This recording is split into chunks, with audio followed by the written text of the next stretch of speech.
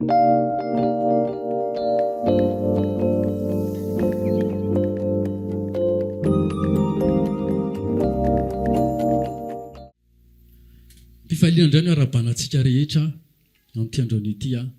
Faly mitenako miarahabanao a na manaraka mivantana zany aho amin'ny tambazotra na zay tonga eto amin'ity toerana ity a dia manonona ny fiadanan'i Jesosy Tompo a ho aminao a. Engan'izy amin'ny fiadanan'i Jesosy Tompo zany a tena ameno a ny fiainanao rehetra. Amen. Eny ary tompoko. Tonga amin'ny fotoantsika ankehitriny a izay hifampizarana ny hafatry ny Tompo a. Mino fa efa vonona ianao a ao anatin'izany.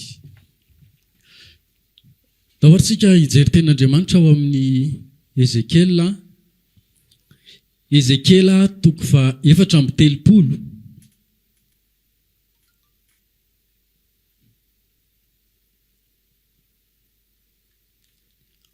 Vakitsika amin'ny 5:50 sy ny 9:90 ary ny 20.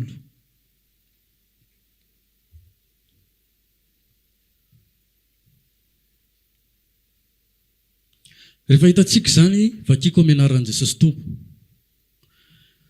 Izao no iandry ny ondriko ary izao no ampandry azy ho Jehova Tompo. Ny very ho tadiaviko, ny voaroka ho ampodiko, ny folaka ho amarako, ny malemy ho atanjahako, fa ny matavy sy ny matanjaka kosa dia ho aringako ka andrasako amin'ny fitsarana. 20. Koa izao nolazain'i Jehova Tompo aminy. Indro izao, eny, izao no hitsara ny ondry matavy amin'ny ondry mahi. Dia mbola makitentsika ao amin'ny Jaona toko 10 azafady. Jaona toko 10, 7:20 sy 9:20. Vakiko ny teny amin'ny anaran'i Jesosy. Ny ondriko mihaino ny feoko, ary izao mahalala azy, ary izy manaraka ahy. Ary izao hanome azy fiainana mandrakizay, ka tsy ho very izy mandrakizay, ary tsy hisy harombaka azy amin'ny tanako. Amen. Androantsika dia ifampiresaka kely makasika ny atao hoe toetran'ny ondry. Raha namakitsika tamin'ile Ezekiela teo dia tao amin'ny 9:20 izy dia nanazava hoe zao izy ny tsara ny adin'ny ondry matavy sy ny ondry mahi. Matetika Andriamanitra rehefa manazava ny zava-misy eto anivon'ity zao tontolo izao ity dia mizara roa, tsy be dia be fa anankiroa ihany. Ohatra hoe misy ny olona ho vonjena ary misy ny olona ho very. Raha mitantara izy zao amin'ny Matia toko 4:20 dia milaza izy hoe misy roa lahy izy any an-tsaha, ny anankiray ho raisina, ny anankiray avela. Misy vehivavy anankiroa eo amin'ny fikisoam-bary, ny anankiray ho raisina, ny anankiray avela. Misy virjinina 10, tsy hoe nizara 10 indray le izy avy eo, fa mbola mizara roa ihany. Ny anankidimy tafiditra tao amin'ny fampakaram-bady, fa ny anankidimy tafajana taty ivelany fampakaram-bady. Dia ohatran'izay hatrany hatrany, eny, fa na dia ao anatin'ny fanjakan'ny lanitra aza, ao anatin'ny tontolon'Andriamanitra, ao anatin'ny tontolon'ny zanak'Andriamanitra, dia mbola mizara roa hatrany. Misy ny ondry mahi ary misy ny ondry matavy. Ary ao anatin'ireo tontolo anankiroa ireo dia tsy hoe akory Andriamanitra no mahatonga anazy mahi na Andriamanitra no mahatonga anazy matavy, fa Andriamanitra dia manana ny anjara toerany no sady manana ihany koa ny andraikiny ao anatin'izany. Dia tahak'izay ihany koa ny ondry dia manana ny toerany, dia manana ny andraikiny amin'ny maha-ondry azy. Izany hoe samy manana ny toerany sy ny zavatra tokony ataony ny tsirairay, na ny ondry zany na ny mpiandro ondry. Ny mpiandro ondry dia efa fantatsika tsara fa Jesosy. Raha namakitsika ilay Matia toko 10 teo tsy maty fa Jaona azafady. Jaona 10 dia milaza izy hoe izaho izy no mpiandry ny ondry dia isika no ondry ny Kristy. Tao amin'ny Ezekiel ilay vakitsika teo koa izy dia laza izaho no iandry ny ondriko hozy izy. Ny ondry izay andrasany dia efa nazavainy tsara tamin'io Ezekiel io fa ilay ondry izay mila fanampiana, ilay ondry izay mila karakaraina. Zany hoe ny toerana izay misy an'ilay mpiandry zany, ilay mpiandry ondry dia Jesosy Kristy zany. Ny toerana izay misy azy dia mpiay an'ilay ondry. Ny toeran'ilay ondry kosa dia ahiny ny mpiandry azy. Ny andraikitry ilay mpiandry dia manao izay atsara an'ireo ondry ireo. Izay mahatonga ny Jesosy milaza hoe izaho mahafantatra azy. Fantatra hoe tokony efa hisotro rano izy izao. Fantatra hoe efa tokony hoentina rindra izy izao fa arimy mahatsara azy. Dia tahaka izay ihany koa ny ondry. Ny ondry tsy ahalala mihitsy hoe aizintsika izany. Izay mahatonga ny ondry mora very lalana. Ny ondry tsy afantatra mihitsy hoe aiza ny lalana mody. Ny ondry ihany koa tsy miasa saina amin'izany. Fa rehefa tsy ampodinao izy dia eo izy matory. Ny ondry tsy te alala hoe hiaro tena amin'ny fahavalo sy karazana zavatra maro samihafa eritreretina be dia be. Fa ny mpiandry no miandraikitra ny zandritra rehetra zany. Raha iresaka sady zany tsika hoe inona ny andraikitry ny ondry, inona ny andraikitry ny mpiandry ondry. Ny andraikitry ny ondry dia araka ilay vakitsika teo, miaino ny feon'ny mpiandry azy. Ny andraikitry ny ondry dia ny manaraka an'ilay mpiandry azy. Ny andraikitry ny mpiandry ondry mamantatra ny tokony atao amin'ny ondry. Ny andraikitry ny mpiandry ondry dia mitarika ny ondry amin'izay tokony hitondrana azy. Amen. Iresaka amin'izay tsika makasika an'ireto karazana toepona ondry izay andrasan'i Kristy ireto. Hoy izy ilay teny vakitsika teo hoe izaho izy no hitsara ny adin'ny ondry matavy sy ny ondry mahi. Fa maninona moa no lasa misy an'izany ondry matavy sy ondry mahi zany. Ny mahatonga an'ilay ondry matavy dia izao, rehefa tsy mipetraka ireo condition ilay fampiresantsika tany amboalohany ireo hoe ny andraikitry ny ondry dia mandeha amin'izay hitariana azy sy miaina amin'izay hitondrana azy. Dia lasa tsy mipetraka amin'ilay ondry ny Kristy intsony izy, fa lasa mipetraka amin'ilay ondry matavy izay efa tsy mila fikarakarana intsony. Lasa mipetraka amin'ny toeran'ilay ondry matanjaka izay tsy mila ahina intsony. Ny zanak'Andriamanitra tsy isy an'izany tsy mila ahina izany. Ny zanak'Andriamanitra tsy isy an'izany tsy mila karakaraina izany. Fa ny endrik'ilay hoe matavy rehefa tsy mila an'izay intsony.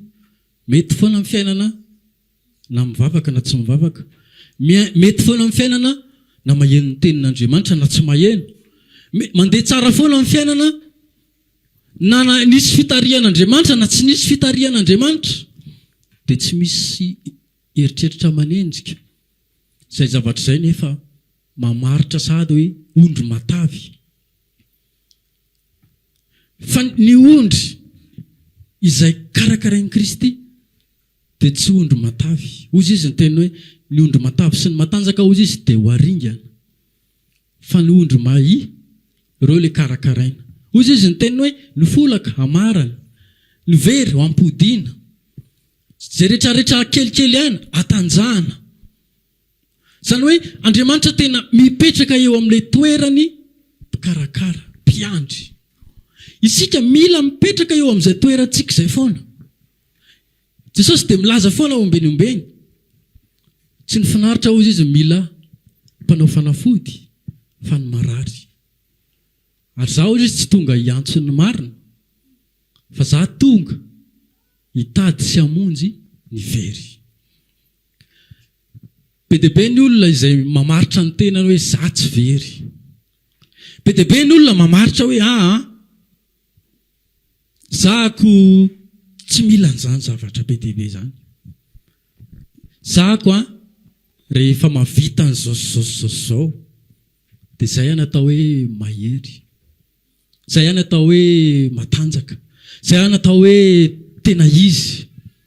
Zany hoe manomboka maka ny toeran'le mpiandry izy zany, lasa mahafantatra ny tokony atao amin'ny tenany.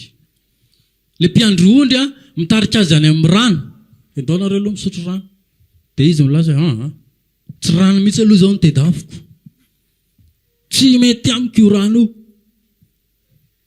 ny na vilona ny ilaiko. Mpiandry ondry mitarika azy any amin'ny rano, izy lasa maka ary amin'ny vilona. Ny mpiandry ondry indray mitarika ny ondry makany amin'ny vilona, tsy izao mihitsy aloha mety amiko amin'izao ny na korano no mety amiko. Sady ondry matanjaka izy, ny ondry matavy. Le matanjaka eto dia resantsika hoe sady tsy mila fanampiana avy any ivelany izy, no sady ihany koa mahavita teny izy, fantany daholo ny tokony atao amin'ny tenany. Hoy izy ny tenin'Andriamanitra, izay tarihan'ny fanan'Andriamanitra ny zanak'Andriamanitra, tsy voatery tarihan'ny fanahy foana nge, fa io rehefa fantatsika hoe zao ny mety dia fa zay rehefa fantatsika hoe zao ny tokony atao dia fa mandeha arak'izay lasa manomboka mametraka routine, tsy miankina amin'ny fanamasina intsony, fa efa fantatsika amin'ny fanaovana an'io, rehefa ohatra zao dia ohatra zao. Rehefa vita ny fitarihana dia toroteny, dia rehefa vita ny toroteny dia rakitra, izay foana nge io dia na tsy tonga raha tsy maninona fa zavatra efa fantatra foana ny zavatra resahandreo ao. Dia rehefa misy zavatra mahafinaritra dia tonga, fa rehefa ohatra ny tsisy pasteur ao dia alao amin'izao, manomboka efa ondro matavy mieritreritra an'izay, manomboka efa mametraka condition hoe le nako ianona ihany ny tiako, fa rehefa tsiny zaody. Ondry matavy manomboka mahita zavatra anakianana foana. Le mpiandry tena tsy ampy expérience mihitsy le mpiandry, tokony ohatran'izao zao nanaovana an'io dia tokony ohatran'izao dia tokony ohatran'izao, raha za mihitsiny tsy nanao an'izany. Manomboka izy ny tena karapilo indrindra ao anatin'le zavatra, satria izy ondry matanjaka sady ondry matavy. Jesosy anefa dia milaza fa samy manana ny anjara toerany ny mpiandry sy ny ondry. Raha vao mifandipatra ny plasin'ireo amin'ny fotoana mieritreritra azy ho zavatra, amin'ny fotoana efa manomboka mipetraka ny avinavina, amin'ny fotoana efa tsy ao intsony ny fanetretena, amin'ny fotoana efa manomboka efa tsy mandeha amin'ny fitarihan'ny fanamasina intsony, fa manomboka mandeha amin'ny expérience sy ny fahaizana amin'ny maha-olombelona, dia efa tafahala ao anatin'ny fitarihan'Andriamanitra zany. Zay mahatonga ny tompo milaza, ny ondriko dia miaino ny feoko. Isan'andro san'andro tsika dia mila miaino ny feoany foana, tsy tokony ho leo amin'ny feoany. Tsy hoe koa rehefa any am-piangonana ihany vao miaino ny feoany, na koa hoe rehefa isaky ny fotoam-bavaka, fa hoy izy ny tenin'Andriamanitra hoe raketo ao am-ponao izy ny didin'ity lalàna ity. Dia tahaka izany koa ny tenin'Andriamanitra, mila saintsaintsika mandrakary, aza vela hiala eo masinao izy, mila saintsaintsika isan'andro, ary tsy vita ny saintsainana ihany, fa iainana mihitsy. Ka eny ka na dia hivoaka ny trano ary tsika, dia tsy metraka fotsiny hoe za arovan'Andriamanitra foana na hivavaka na tsy hivavaka, za ko arovan'Andriamanitra foana na angataka na tsy angataka, dia any dia lasa manao kototo. Dia na dia misaotra an'Andriamanitra ara aveo dia ka Andriamanitra koa nge tsy mila saorana, fa izy ny te hanao an'izany, izy ny te hiaro anahy eo, rehefa tsy tiany arovana dia izay ny amiko. Dia lasa mametraka tsy firarahina sy tsy fivakisan-doha ohatran'izany, satria efa mieritreritra hoe ka zahako zanak'Andriamanitra, izay fotsiny zava-dehibe. Rehefa zanany ahako dia tsy mba ho ariany, dia eo amin'izay dia lasa mametraka avonavona amin'izay. Misy tenin'Andriamanitra izay milaza hoe rehefa natavo ny Jesirona dia nanino? Dia namelodaka. Inona reny nahatonga azanao an'izany? Izany zavatra izany tena efa manomboka amin'izay. Mieritreritra izy hoe izy nampatavy ny tenany. Tsy rehetrrehetra intsony izy hoe iza moa nampatavy azy. Ahoana nahatonga anazy nahazo fiainana tsara fa dia efa tonga dia efa tsy mpatodaka ny tana ozy izy le fomba fiteny anankiray izay. Izay ny olana izay izany zavatra izany lasa mametraka fanambaniana n'ilay mpitarika sy mpitondra eo amin'ny toerany. Lasa ohatrany hoe aka tsy voatery misy an'izany ange fa za ihany dia efa mahay an'io, za ihany dia efa mampety an'io. Ary za koa aza tena mbola mahita lavitra an'ireo mpiandry ondry ireo. Za mahita vilona mbola tsy hitan'ireo mpiandry ondry ireo mihitsy. Dia mizesty izy, izay nge mahita vilona tena mbola tsy hitanareo. Raha mamakitsika amin'io Ezekiela io manomboka amin'ny 5:15 tsika mamaky dia mandrapatonga eo amin'ny 9:20. Eo amin'ny 9:20 izy miteny hoe za koa izy tsara ny adiny ondry matavy amin'ny ondry mahi, fa natonga n'ilay ady dia izao ireo ondry matanjaka ireo manosihosy hoaniny aloha izany ilay vilona tsara rehetrarehetra, dia izay sisa tsy laniny dia hosihoseny, dia izay sisa vao hosihosy izay sisa no hoan'ilay ondry mahi. Dia takizay ihany koa ny rano sotroina. Le ondry matanjaka manosihosy an'ilay sotroina aloha ilay rano izany. Dia rehefa avy misotro izy dia hosihoseny amin'izay le rano. Dia le ondry mahi le efa maloto sisa ny sotroina. Dia hozy izy ny tenin Jehovah hoe ataonareo zavatra kely ve izany zavatra ataonareo izany, fa za hozy izy hitsara ny adiny ondry mahi matavy amin'ny ondry mahi. Endrik'ilay fitondran-tena izay tsy mety, tsy mendrika ataon'ny ondry matavy eo anatrehan'ny ondry mahi izany zavatra izany. Ny ondry matavy manosihosy ny zavatra fiainan'ny ondry mantsy dia tsisy afa-tsy ny tenin'Andriamanitra ihany. Raha miresaka sika hoe rano dia ny tenin'Andriamanitra izany. Raha miresaka sika hoe vilona izay fihinan'ny ondry dia sakafo, dia tenin'Andriamanitra ihany ny sakafontsika. Tsika tsy manana sakafo afa-tsy izay. Fa le ondry matavy rehefa mahazo an'izay zavatra izay izy dia tsy mitondra tena mifanaraka amin'izay. Hoaniny fotsiny le sakafo, hoaniny fotsiny le sakafo. Dia avy eo izy tsy mitondra tena mifanaraka an'izay. Fa lasa manafotoana an'ilay ondry hafa izy. Lasa manome fahakiviana, manome faharerana, mahatonga fahalavona ho an'ireo ondry mahi ny fitondran-tenany sy ny zavatra zarainy sy ny zavatra hoentiny. Hoy izy ny tenin'Andriamanitra, tsy avelako ho azy amin'izao izany zavatra izany, fa ho avy hozy izy ny andro hitsarako ny adiny ondry matavy amin'ny ondry mahi.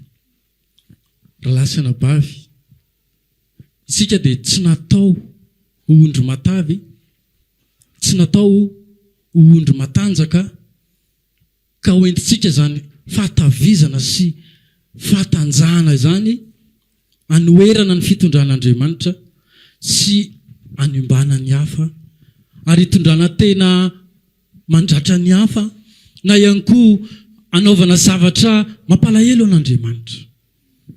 Ny anjarantsika dia ny misitraka ny fikarakaràn'Andriamanitra foana. Ny anjarantsika dia mandeha amin'izay hitarihany antsika foana, fa amin'ny fotoantsika mivily lalana dia efa tsy ao anatin'ilay kadran'ilay ondry ny Kristy izay miaina ny feony sy manaraka ny Kristy intsony. Isika dia isan'andro dia mila mametraka foana hoe i Kristy Jesosy ilay mpiandry antsika dia mahafantatra atsika. Kristy Jesosy dia mahafantatra atsika. Fantany ny tokony atao amintsika. Tsy isika no andeha hitady hoe Andriamanitra raha za zao meno akatikatara tena zay zao mety amiko. Kanefa hoy izy Jesosy hoe fiainam-panahinao aloha mila atao akatikatara. Jesosy koranga zany ange eo foana. Za zao raha tsy omenao vady a Jesosy za angamba okivy aka za nge vady tsara be tsy Jesosy koranga de izy tsy afaka iainao le fitariana mihitsy fa de tonga de matanjaka mampiasa hery foana vao misy ten'Andriamanitra milatsaka de inona reny hery ampiasaiko amin'izany vao misy zavatra hitarian'Andriamanitra de tady fa izy ity zany tsisy soa mihitsy ve zany ondry mataby a de ondry mahinga tsisy eo anelan'elan'le ondry fa androany Jesosy tena te hanazava amintsika mihitsy tsisy ny eo anelan'elany na tsika ondry manaiky ho karakarainy hoy Jesosy hoe za amin'izay ny andro ny ondriko ny reraka ozy izy atanjahako kelikely hery atanjahako zay rehetrarehetra very ho ampodiko ny folaka amarako zay rehetrarehetra mila atao amin'ny ondry io de mijery an'io foana Jesosy isan'andro san'andro amen fa ozy izy Andriamanitra de manohatra ny mpiavinavina fa manome fahasoavana kosa ho an'izy ho an'ny manetry tena zany toe-potsika manetry tena zany raha lasaina bavy no ahatonga atsika anana anjara amin'Andriamanitra itoe-potsika manetry tena io no mahatonga atsika akasitrahan'Andriamanitra jereo tsara Jesosy rehefa talohan'ny hofaty izy de nanasa ny tongotry ny mpianatra izy de avy izy nanantona ny Petera izy de ndraisy ny sikina de nalainy rano de andeha hanasa ny tongotry Petera izy fa izy Petera ino ty ataonao ty Jesosy zaza ny tokony hanasa ny tongotrako ianao indray ve ny hanasa ny tongotro de ozy izy ny tenin Jesosy raha tsy manaiky ho sasaky tongotra ianao de tsy manana anjara amiko raha tsy manaiky ho sasaky tongotra ianao de tsy manana anjara amiko inona ny dikan'le sasana tongotra karakaraina zany hoe isika zany de ozy izy Petera nanararoatra be ngarainy Jesosy alao za tsy sasana tongotra ihany fa ampandroy mihitsy Jesosy andao tsika ho any amin'ny dosy ohatra rangaty ozy izy Jesosy tsy ampandrona tsony ianao fa zay efa nandro ozy izy de efa madio zany fa ty tongotra rangahy mandehandeha ity ito ny mila sasana de takizay ihany koa io fiainam-panahintsika io misy an'le efa nandro le efa zanak'Andriamanitra le efa natiorantsika le efa napetraka Andriamanitra le efa tsy misy kanina efa niarana napetraka any an-danitra miandry ny fahatongavany ny ty le mbola mila diovina miandry ny ito le mbola avaozina isan'andro sy le mbola karakaraina isan'andro izay tsy karakaraintsika fa karakarain'izy karakarain'ny mpiandry atsika de izy zany Jesosy isan'andro san'andro tsika mila sasan'i Jesosy tongotra foana isan'andro san'andro tsika misy fanamboarana atao foana matetika ny ondry tsy malala hoe folaka izy fa ny fahatao fosiny de tsy mandeha ny tongony de eo izy de mitogaiga eo izy fa ny mpiandry azy no mahafantatra hoe folaka ito de mila orina de mila bataina izy hoentina mody de le ondry mahimana iny manaraka an'izay zavatra izay fa ny ondry matavy avelao aza kitikitiana zany ny toetra ny ondry izay tsy manaiky ny fitariana be deabe ny zavatra anoran'Andriamanitra atsika le orina tsy amarana moa izy le ao amin'ny Baiboly le orina tsy hoe mahafinaritra izy ny efa folaka de ny orina fa tsy mahafinaritra fa mitabataba be oaka moramora endriky le fitsapana alefan'i Jesosy endriky le fizahanttoetra alefan'i Jesosy endriky ireo karazana fanefena zay ataon'i Jesosy tsy avelany vilana eo io fa ahitsiny foana io tsy afapo amin'io mihitsy izy fa averiny foana io isaky mahitan'io izy de tsy le volo tsara tare sy le anany jereny fa io zavatra mivilana io de mandra-pahitsiny io oriny foana toe-potsika de mila manaiky hoe Jesosy eo za le ondry mahi mila karakaraina raha marantsika de zao ny ondry matavy sy ny ondry matanjaka ozy ny teny n'Andriamanitra dia maninona? Ho aringana. Fa ny ondry mahia kosa, le mila karakaraina, le mila volavolaina, mila amboarina isan'andro, mila fikolokoloana isan'andro. Dia hozy izy ny tenin'ny Jaona 10:20 hoe izao izy manome azy fiainana mandrakizay, ka tsy ho very izy mandrakizay, ary tsisy arombaka azy eo amin'ny tanako. Zay nambaran'i Jesosy. Zany hoe misy zavatra anankiroa ihany koa zany. Ny valin'le avy navim-po an'le olona, an'le ondry matavy sy le ondry matanjaka dia faharinganana. Fa ny valin'ilay ondry manaiky ny fitarihan'ny mpiandry azy sy manaiky miaino ny feo amin'ny mpiandry azy dia fiainana mandrakizay, ary tsisy arombaka azy eo an-tanan'Andriamanitra, ary tsy ho very izy mandrakizay. Lasana bavy, tsy hoe kory hoe raha miresakitsika hoe le ondry n'Andriamanitra dia mizara roa, ny anankiray matavy, ny anankiray mahia. Zany hoe io toetran'ilay ondry matavy io dia mitovy amin'ny tsy ondrin'ny Kristy. Kanefa na dia ondrin'ny Kristy aza dia mbola ho tonga amin'izay fahatavizana izay, ary mbola ho tonga amin'izay fahatanjahana izay tsy araka ny sitrapon'Andriamanitra te hikarakara sy te hanamboatra izay. Zany hoe ilay ondry mahia ato zany mety mbola hanana toetra ny ondry matavy rehefa tsy mitandrina, rehefa tsy maka an'ilay toerana izay tokony hipetrahana, rehefa tsy mipetraka eo amin'ilay hoe miaino an'Andriamanitra mandrakariva sy misitraka amin'izay hitarihan'Andriamanitra mandrakariva, dia lasa manana toetra an'ilay ondry matavy sy ilay ondry matanjaka. Reo ondry matavy sy matanjaka ireo dia tsy karakarain'Andriamanitra intsony, izay ilay hoe ringana. Dia lasa voarombaka eo am-pelantanan'Andriamanitra izy. Ilay voarombaka resahako dia izao, hoy izy ny ten'Andriamanitra, tsisy maharombaka izay eo an-tanako mandrakizay. Kanefa maninona misy zanak'Andriamanitra mbola voarombaky ny fakiviana? Maninona mbola misy zanak'Andriamanitra kanefa mbola voarombaky ny depression, fahaverezan-kevitra? Vetivety eo izy dia manontany tena hoe zary ve zanak'Andriamanitra sa tsy zanak'Andriamanitra? Efa nisy zavatra voarombaka tao, ary izay endrika izay ilay hoe ringana. Tsy voatery foana hoe verany amin'ny afo be, satria raha ondrin'ny Kristy ny resantsika dia tsy very intsony izy mandrakizay. Kanefa kosa ny fisitrahany an'ilay fitondrana sy fikarakarana tsy voatery iainan'izany foana izy, satria izy tsy manaraka izay hitarihana tsinona. Le mpiandry azy mitondra azy any amin'ny rano, ny azy le vilona ihany, ty rano ty iaka tsara, ty ihany. Hoentina ty amin'ny rano indray izy, hoentina any amin'ny vilona indray izy, le rano ihany ka, reny ange mafetelina be reny, rano ihany. Raha vao tsy manaraka an'izay zavatra izay dia manana na zanak'Andriamanitra aza dia ringana. Izay mahatonga zanak'Andriamanitra tena tafalatsaka amina zavatra tsy ampozina indraindray.